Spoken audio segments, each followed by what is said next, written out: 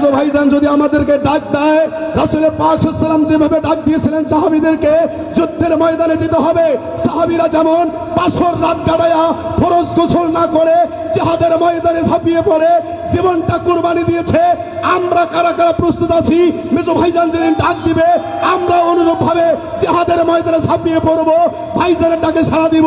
কারা কারা রাজি? দু হাত তুলে দেখাই।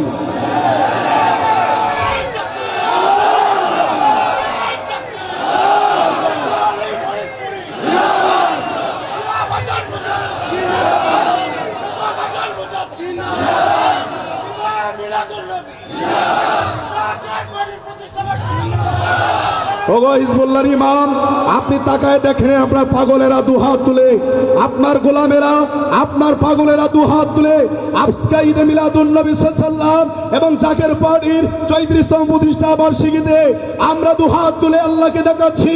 আপনি আমাদের দিকে তাকায় দেখেন, সাহাবীরা নূর নবী মুস্তাফার ডাকে সাড়া দিয়ে জিহাদের ময়দানে যেভাবে জীবন দিয়েছে, আপনি ডাক দিলে আমরাও আমাদের স্ত্রীর মায়া করব না, সন্তানের মায়া করব না, সম্পদের মায়া করব না, জীবনের মায়া করব না, আমরাও আপনার ডাকে সাড়া দিয়ে জীবন দিতে প্রস্তুত।